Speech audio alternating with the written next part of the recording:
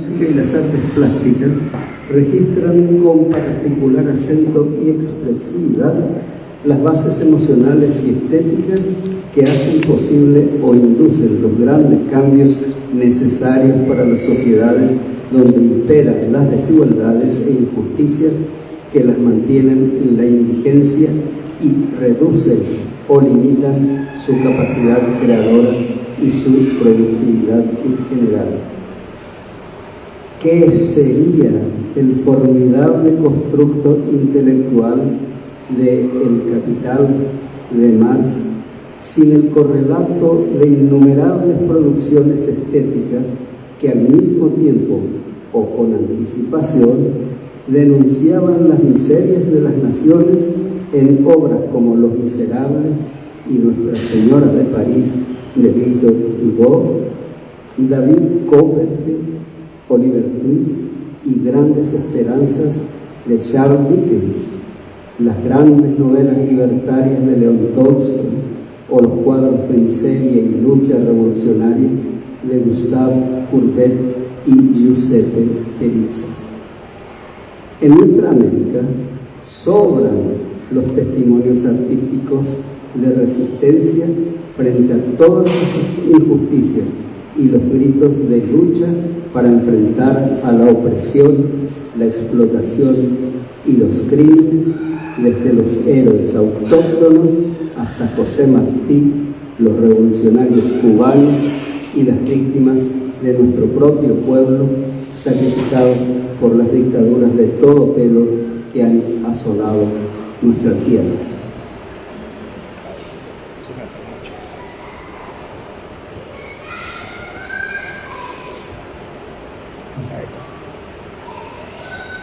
Podemos arrancar con Barley, ese joven periodista de estirpe aristocrática que llega al Paraguay para cubrir las noticias de la llamada Revolución de 1904 y que en el transcurso de unos pocos años se hace hombre, son sus palabras, para su joven esposa. A tu lado me hice hombre, le dice a Panchito. Pocos años se hace hombre ante la trágica realidad paraguaya y muere a los 34 años, dejando un legado de extraordinario valor al servicio del pueblo, de obreros, campesinos e indígenas de nuestro país y el mundo. Ese legado fue recogido por varias generaciones de luchadores, silenciados perpetuamente por la clase dominante y la cultura oficial.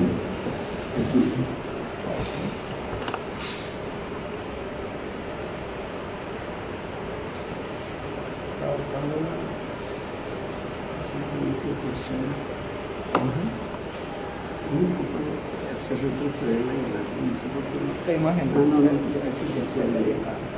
Ahí está.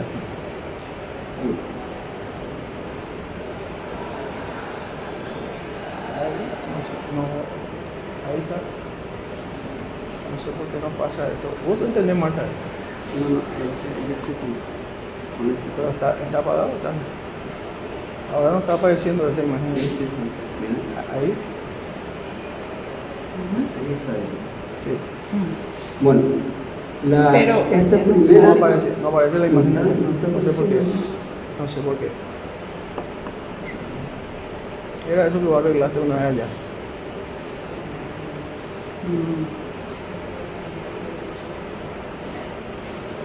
Se quedó la imagen. Quedó colgada ahí ¿Y ahí? y no se ve nada. ¿No? Sigue en la misma imagen.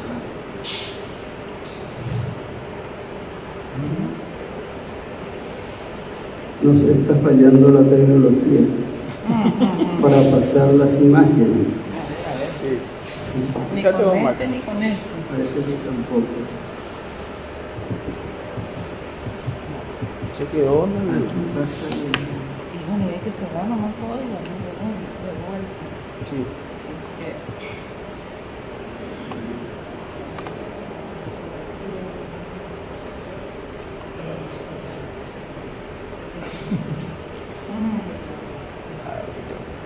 Eso no importa la imagen, eso no va a escuchar. Pero que No, es que tiene unas imágenes muy interesantes. la gracia está en las imágenes. No, no creas. Conocimiento. El conocimiento trasciende la imagen.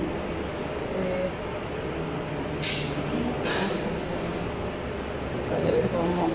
Y vale, Pero- Mateo Bailante es No una. sé si por ahí. Ahí sí. No, él está leyendo y tiene unas imágenes, pero Marta no eso solucionó. Sí, Pablo. Sí, esa, eso. Eso es, yo te digo,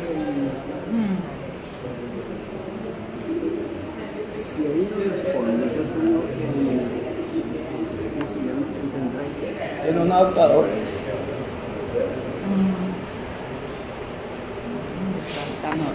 Como soy chica, se me olvidó una cosa. Es un poco mi... Esto.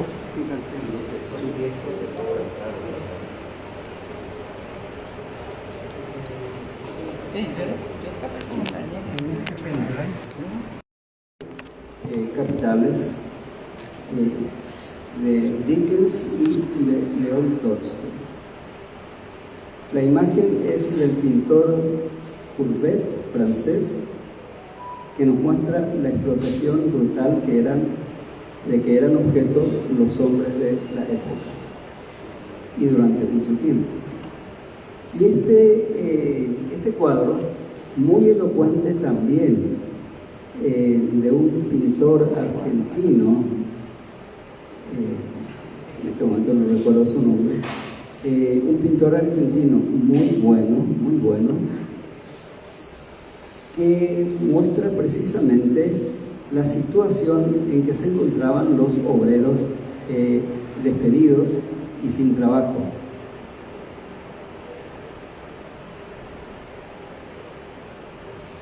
Y esta escena nos muestra un cuadro de Pelizza, del pintor italiano Pelizza, que hace referencia a las crecientes protestas obreras, principalmente obreras, frente a la injusticia social. Y en este libro de Rafael Barres, El dolor paraguayo, precisamente los editores venezolanos de la Biblioteca Ayacucho pusieron ese cuadro del pintor argentino sin pan y sin trabajo. Bueno, y esta es, ya la conocemos de siempre, ¿verdad? Es doña Josefina Pla. Doña Josefina Pla, autora de poesías, cuentos y obras de otros géneros de importancia capital en nuestra literatura y más allá de nuestra literatura nacional. Al mismo tiempo que doña Josefina Pla llegaba desde su España natal en 1938, España a la cual había ido con su marido, y su marido se muere en 1937 durante el transcurso de la Guerra Civil Española, pero no muere como combatiente, sino simplemente de enfermedad. Y ella regresa al Paraguay y se quedará hasta sus 90 y tantos años en el Paraguay, produciendo innumerable cantidad de obras de poesía, narrativa, teatro, ensayo, investigación social. Impresionante es la productividad que tuvo doña Josefina Pla. El libro que recientemente se volvió a presentar, Hermano Negro, es un libro pionero sobre la negritud en el Paraguay, acerca de la cual sabemos poco, pero que sin embargo fue importante en nuestra vida social hasta la Guerra del 70. Parece ser que en gran medida los negros de Paraguay murieron en la Guerra del 70. Bueno, Josefina Pla y Eric Campos Cervera encabezan la llamada poesía nueva en el Paraguay, a principios de 1900, de la década del 40. Una década fundadora, digamos, de la modernidad poética en el Paraguay, con discípulos de Josefina y de Eric, que siguen las huellas de los maestros, y el más conocido de todos, por supuesto, es Augusto Roa Bastos, que siempre reconoció y reivindicó la maestría o el maestrazgo de Josefina y de Eric.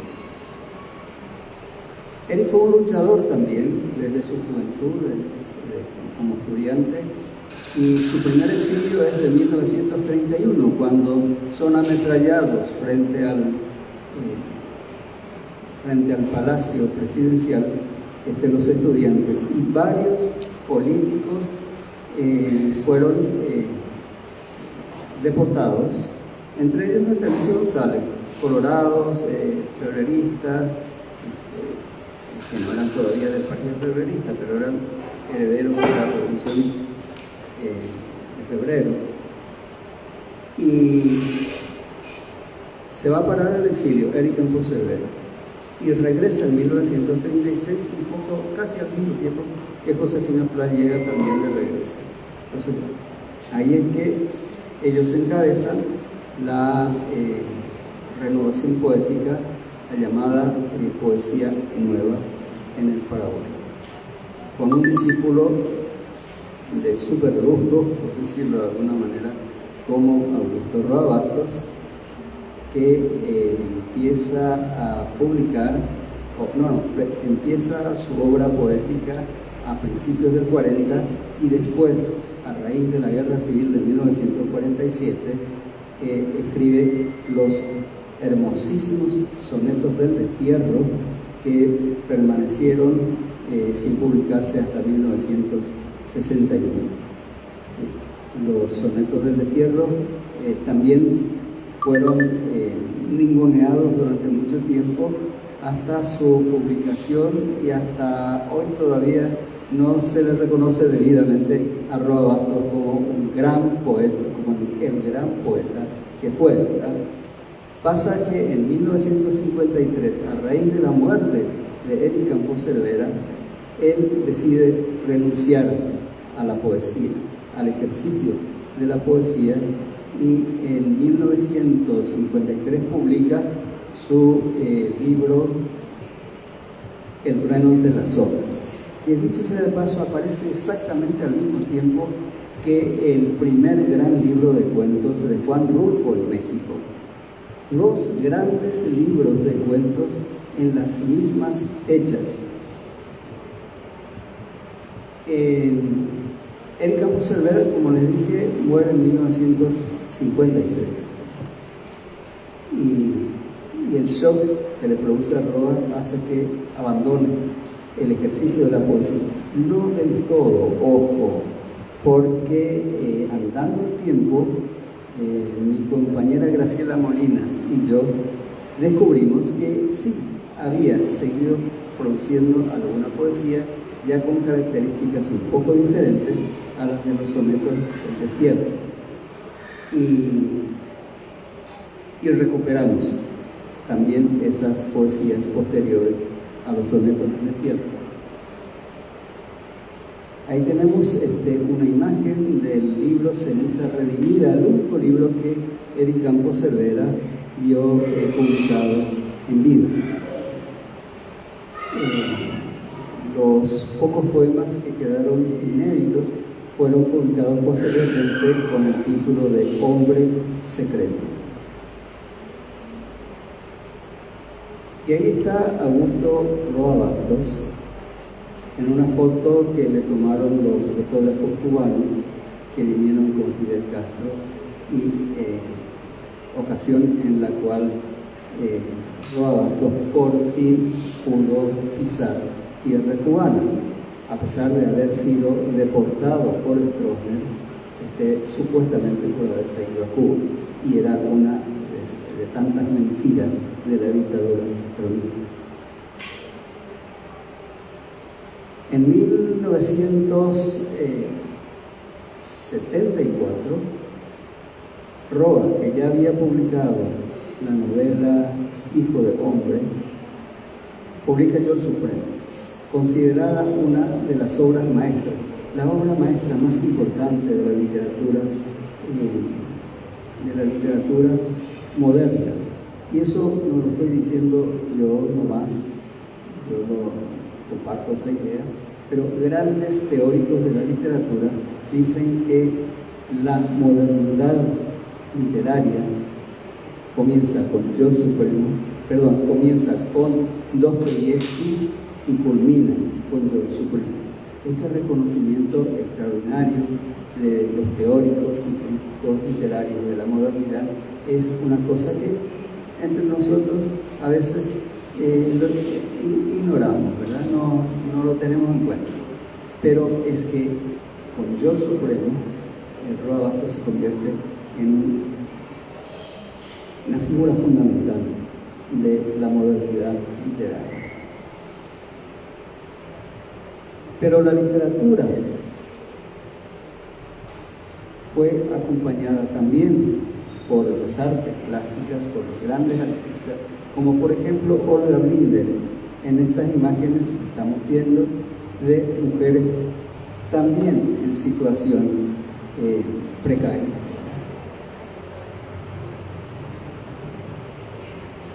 Y llegamos a Carmen Soler.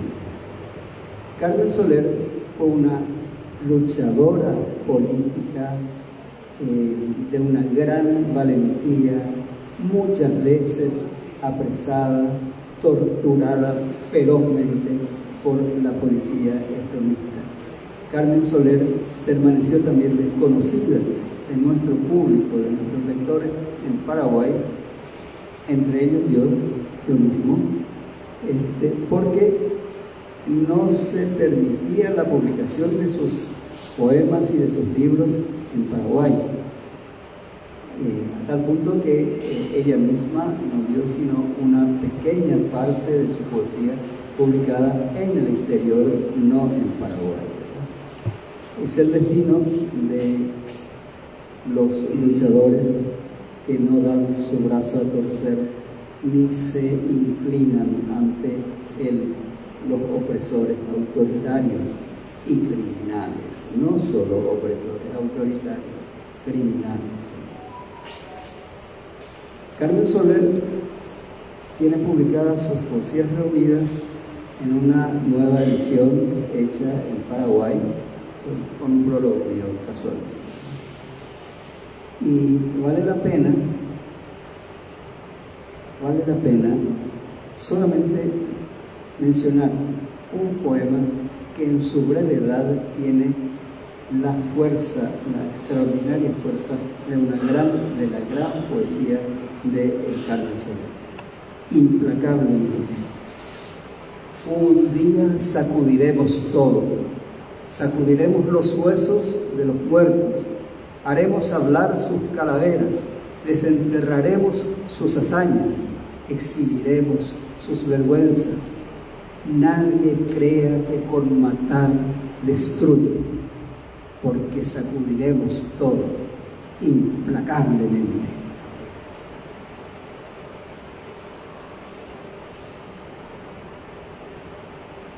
Pero al mismo tiempo que nuestros grandes escritores, poetas, narradores estaban dando testimonio de su sensibilidad ante la injusticia y las desigualdades, nuestros grandes músicos hacían también lo mismo, sensibilizando a nuestro pueblo a través de su gran música. Es el caso de José Asunción Flores, por supuesto, que también pagó con el exilio durante años sin poder regresar a la tierra, y murió en el exilio. Por supuesto, estuvo solo en algunas de sus creaciones musicales lo acompañó el poeta Manuel Ortiz Herrera. Tampoco olvidaremos a otro gran músico, Herminio Jiménez. Herminio Jiménez, yo diría que del mismo nivel que José Asunción Flores. Y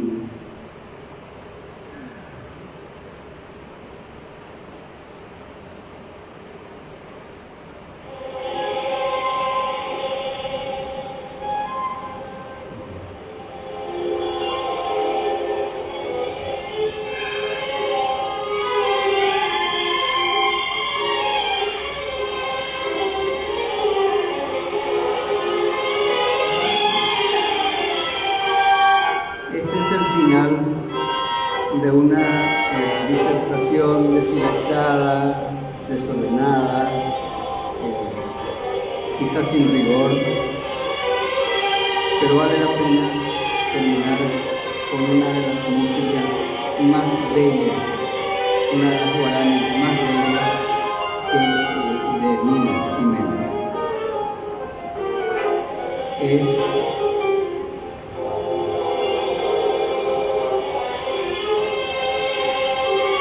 música ahora en la vida del título, pero basta con la música, ¿verdad?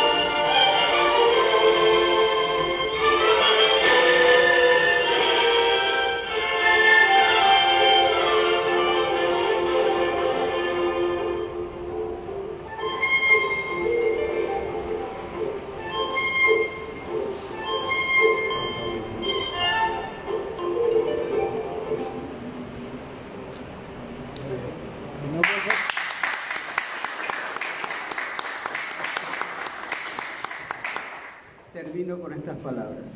Pues de eso se trata, de la lucha a muerte por la vida, que en nuestra patria y el mundo libra desde el espíritu, el arte y la sustantiva condición popular, los hombres enteros al servicio de la humanidad. Muchas gracias.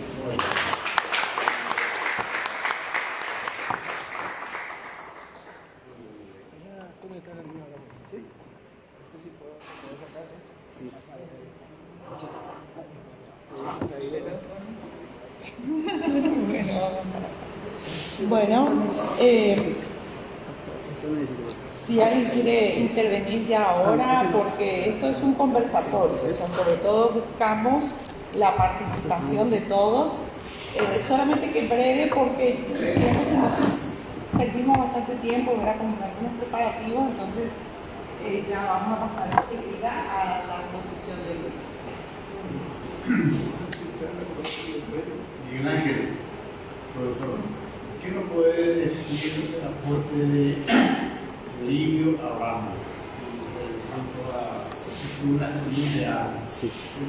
El padre de la iglesia brasileña también dejó su herencia cultural. Sí, brevemente. Sí, sí. Mientras Luis se prepara. No tuve tiempo de insertar una referencia a Livio Abramo, mi maestro que me salvó de la dictadura en mi empleo en la Embajada de Brasil.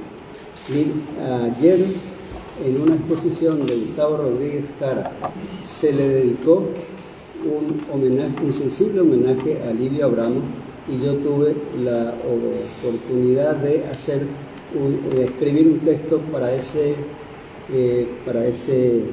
exposición de Gustavo Rodríguez Cara. Efectivamente, Livio Abramo, que vino al Paraguay en 1956 por primera vez, se enamoró del paisaje paraguayo y del Paraguay y se quedó hasta su muerte, 30 y tantos años después de su primera venida al Paraguay.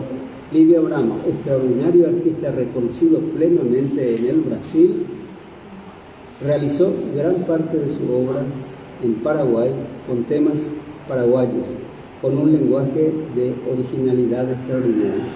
Tendría que haberle dedicado un espacio en mi exposición, pero por premuras de tiempo no lo pude hacer. Sí, muy bien. ¿Ya estás preparado, Luis? Ya. Entonces, vamos directamente con la presentación de Luis. Él realizó sus estudios, Luis Agüero Wagner, realizó sus estudios en la Universidad Nacional de Asunción y la Universidad Nacional de Tucumán. Es especialista en temas de geopolítica internacional, tiene varios libros publicados, ¿verdad? E historia política latinoamericana. Es profesor de historia en el Centro de Institutos Aeronáuticos de Enseñanza y miembro de la Academia de Historia Militar del Paraguay. Fue el primer escritor latinoamericano invitado oficialmente a la Feria del Libro de Casablanca, la más importante del continente africano, en el año 2014. Su visión sobre el tema fue traducida y publicada en inglés, francés, alemán y árabe. Actualmente es columnista del diario español Siglo XXI y autor de decenas de libros y folletos.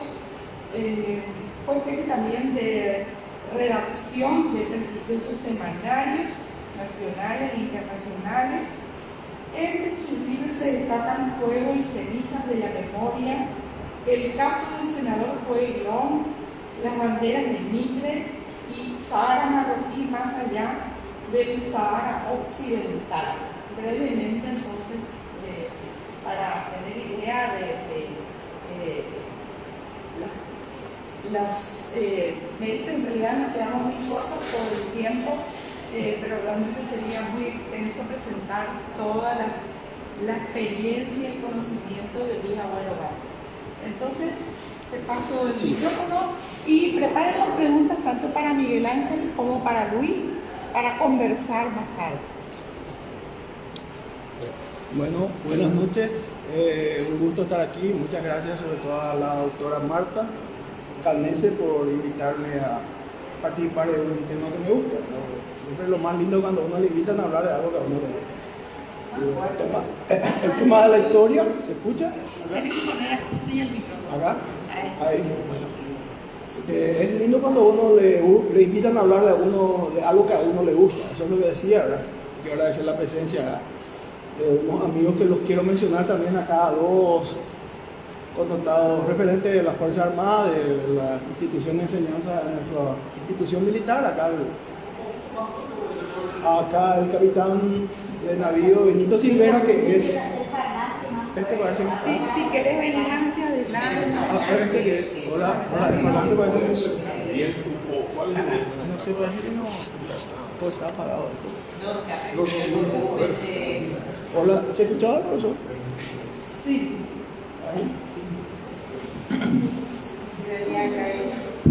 Ahí parece que está más fuerte. Ahí está. Bueno, ahí está. Bueno, voy a repetir entonces lo que dijo, ya que no se escuchó, pero lo que dije. Que le quiero agradecer mucho acá a la profesora, doctora, arquitecta Marta Canese por invitarme a hablar de un tema que me gusta, porque lo más lindo es cuando uno le invitan a hablar de algo que a uno le gusta. Entonces, me gustaría hablar ahora de historia, que también la historia del Paraguay le quiero agradecer, ya dije, la presencia del vicepresidente de la Academia de Historia y Geografía Militar del Paraguay, el capitán de navío Benito Silvera, y al coronel Hugo Rodríguez, que ahora está en el Instituto de Altos Estudios Estratégicos como coordinador, y también en el CIAL estuvo mucho tiempo, el Instituto Aeronáutico de Enseñanza. Bueno, para empezar, les quiero mencionar también a otros actores, porque ya para hacer el contrabalance de lo que habló magnífica y maravillosamente acá el profesor Fernández sobre el aporte de los artistas, de las grandes figuras de la cultura y del arte paraguayo. Yo quiero también sumar a eso que existen otros sectores que también aportaron en la lucha por la igualdad dentro del Paraguay, entre ellas la institución militar, que emerge, y ese es el momento que me quiero referir, en un gran momento de la historia paraguaya, que es la Guerra del Chaco. La Guerra del Chaco genera un espíritu, digamos, de superación, amplía las miras del pueblo paraguayo, sobre todo con los excombatientes, los oficiales, que se creen merecer en ese momento, gran momento de la historia paraguaya, un destino mejor, una vida mejor, y eso provoca la caída de un régimen que comete dos errores, debido sobre todo a su miopía en ese momento, que es a principios del año 36, los gobernantes del Partido Liberal, sus puntales, los que lo sostenían política y económicamente, son incapaces de interpretar esa coyuntura histórica y se enfrentan sobre todo a dos desafíos en ese momento. Uno de ellos era elegir nuevas autoridades para el periodo 36 al 40, y el otro desafío era desmovilizar a unas tropas, un ejército que había ganado una guerra, que es algo mucho más complicado que desmovilizar un ejército que pierde una guerra, como sucedió en 1870 y como sucede en todas partes. Entonces ahí se cumple un axioma de la historia, que también a veces tiene sus leyes, sus axiomas, que denunció Montesquieu cuando dijo de que cuando las legiones romanas cruzaban los Alpes y el mar, sometían a otros pueblos, ganaban guerras en otras latitudes, luego perdían poco a poco el espíritu de ciudadanos y sentían más su propia fuerza. Entonces volvían a Roma y hacían lo que hoy en día se conoce como un golpe militar. Bueno, más o menos en parte lo que se cumple en la posguerra inmediata de la Guerra del Chaco. Cuando se enfrenta el Partido Liberal a esos desafíos de movilizar a un ejército que ganó la guerra y también elegir nuevas autoridades. Ante ambos desafíos, ese grupo que gobernaba el Paraguay actuó de forma simplista y errónea con respecto a la movilización del ejército. Creó más inconformidad porque los combatientes ni siquiera pudieron volver a su pueblo, a su valle, como decimos nosotros.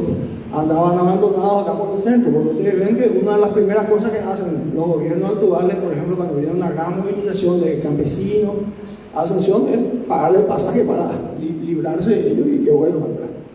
Bueno, en el caso del régimen liberal de entonces, a principios del 36, cometió el error de no hacer nada, de dejarle a los campesinos a la buena de Dios, el que puede volver, que vuelva a su valle, que otros se quedan y estaban mucho todavía por Asunción para estos meses de enero y febrero del 36. Interina a mediados del 36 ocurre lo siguiente, ¿verdad? Es asesinado en el cuartel central de la policía, acá cerca, un estudiante, Salomón Silota. Eso cobra estado público. El régimen liberal empieza a difundir un montón de falacias, mentiras con respecto al asesinato del estudiante, que el estudiante él mismo se inyectó una sustancia tóxica, o sea, un montón de disparates. Eso sucede el 15 de enero, y el último día de enero del año 36, la Unión Nacional de Combatientes de la Guerra invita al coronel Rafael Franco a un alto en Itán, donde él es aclamado, y resulta eso en un encuentro apoteósico para el connotado héroe de la guerra, figura descollante, protagonista de las grandes victorias. Entonces Al día siguiente lo arrestan, el 1 de febrero, el gobierno liberal, y el 2 de febrero lo emiten un comunicado diciendo de que el coronel Franco estaba, y el teniente del coronel Antonio González y otro alto oficial del ejército estaban en connivencia con organizaciones soviéticas para hacer un golpe comunista en Paraguay. Eso dice el comunicado liberal del 2 de febrero de 1936. Interino el coronel Franco entonces deportado a la Argentina y se pasa a Buenos Aires en esos días. Aquí entra a tallar también, en parte, parcialmente, el tema de la batalla cultural y todo eso de que habló sobre la historia del arte el profesor, en forma medio oblicua entra a tallar todo eso, porque resulta que el coronel Franco en Buenos Aires acogido en esa casa que ven ahí, que queda en Don Torcuato, donde hay un aeródromo cerca de Buenos Aires, era la casa de Natalio Botana. Su esposa era una conocida dirigente del anarquismo argentino. Él era un millonario, tenía colección de Rolls Royce, aviones, todo, ¿verdad? Entonces se va a parar aquí el coronel Franco y por esas cosas del destino, ¿verdad? Este señor era dueño de un famoso diario, el diario Crítica de Buenos Aires, que vendía 1 millón de ejemplares al día. Vendía 1 millón de ejemplares por día. En ese diario escribía el autor de estas caricaturas de dibujo, que es Chuchín Sorazábal, un paraguayo que también fue exiliado por el Partido Liberal y fue a parar a Buenos Aires. Le hicieron un favor porque colaboró con el diario Crítica de Buenos Aires con sus caricaturas, se hizo famoso allá y fue el caricaturista estrella en Buenos Aires. Entonces, sucede lo que ya estábamos diciendo.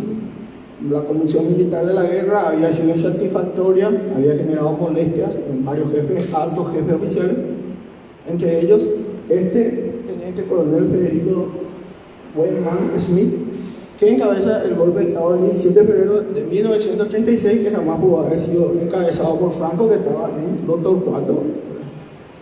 Este señor fue presidente de Paraguay por 2 días y medio, el teniente coronel Federico Weinman Smith, conocido por ser una persona muy introvertida, el soldado taciturno, pero no figura en ningún libro ni ninguna crónica histórica que como presidente de Paraguay por 2 días, ¿verdad? Porque hay algunos que tuvieron un día nomás y figuran, no sé por qué.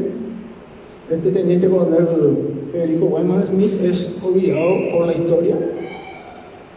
Entonces ahí sucede que lo llaman al coronel Franco, que se encontraba en Don Torcuato, y esta es la fotografía real del 19 de febrero de 1936, cuando Franco regresa del exilio. Muestro esta foto porque hay otra fotografía que siempre erróneamente publican los diarios 17 y 19 de febrero, que es esta fotografía de 1946, cuando vuelve Franco de la primavera democrática.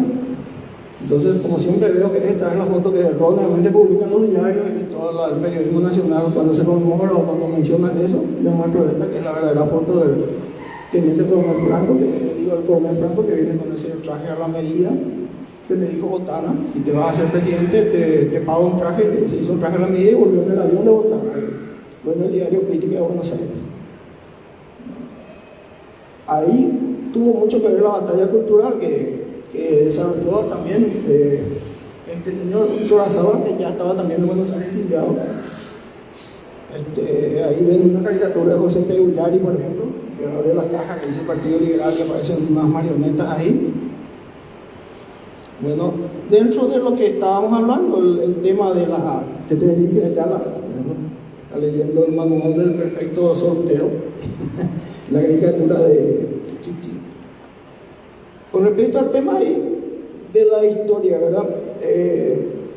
Para que esto haya sucedido, se necesitó una larga batalla cultural, un largo proceso de concientización donde estaban a tallar un montón de escritores, periodistas, artistas, que en gran parte mencionó acá magníficamente el profesor Fernández.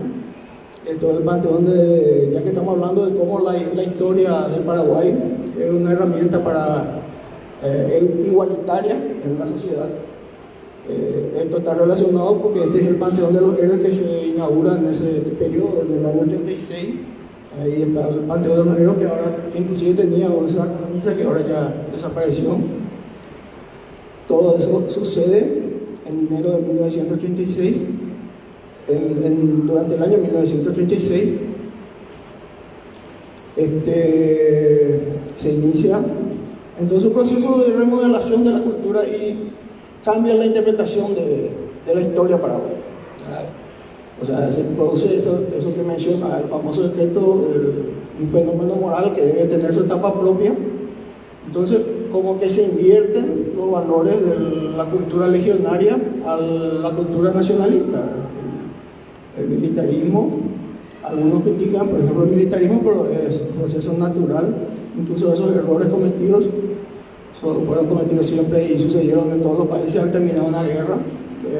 Cuando un país gana una guerra, como sucedió generalmente lo elevan a las figuras fulgurantes de una guerra, a la presidencia, como sucedió con el presidente Ulysses Grant en Estados Unidos cuando terminó la guerra civil norteamericana, y también sucedió con el presidente Eisenhower, que cuando terminó la Segunda Guerra Mundial, por ejemplo, Estados Unidos, que es el país líder de supuesto de la democracia, sucedió también que 2 militares fueron elevados a la presidencia luego de ganar una guerra.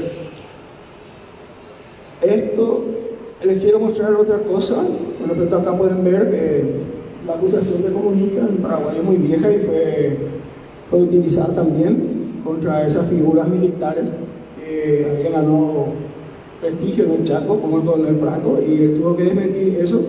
Y hoy en día la contradicción es que los herederos del Partido Liberal, que lo echaron del país bajo la acusación de ser comunista y estar en connivencia con la administración soviética, se pasan hablando de que el coronel Franco fue un gobierno fascista, etcétera, etcétera. Bueno, esa es una contradicción. Otra contradicción que ya mencioné lo del golpe, que no estaba acá.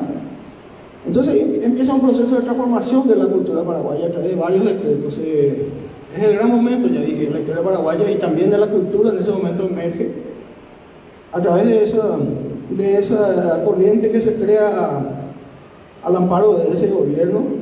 Acá tenemos más fotografías del Panteón de los Héroes, ¿verdad? Eso es el nacionalismo que emerge. También acá les quiero mostrar, esto es el Panteón de los Héroes, que estuvo en un lugar alegórico a los valores nacionales del Paraguay, quedó así abandonado por casi 70 años, ahí están los andamios, por 70 años estuvo. Entonces, hay un montón de otras cosas de las que le quiero hablar. Hablando de la investigación histórica, tenemos la suerte de que la historia de esta etapa está muy bien fotografiada y muy bien filmada, o sea que ahí está bastante bien documentada, ya que estamos hablando de cosas de que no se mencionan y que generalmente se omiten y se olvidan. ¿Por qué surge esto? Surge esa efervescencia, esa indignación en el 36, porque habían sucedido un montón de cosas que ya prácticamente están en la semipenumbra, porque como decía el autor que mencionó acá, el profesor Fernández, la cultura dominante es la cultura siempre de la clase dominante, entonces hay muchas cosas que quedan en la semipenumbra. Les quiero mostrar algunas cosas, ya que estamos hablando de investigación histórica. Quiero aprovechar para mostrarles algunas cosas que probablemente van a ver por primera vez. Vamos a mencionar, por ejemplo, una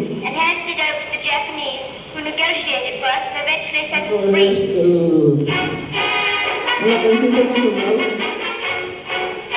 cuando se habla del armisticio del Chaco. Esto empieza The three years, the little South American republics of Paraguay and Bolivia have fought for possession of this fever-stricken jungle area, about the size of England, which lies in the heart of South America.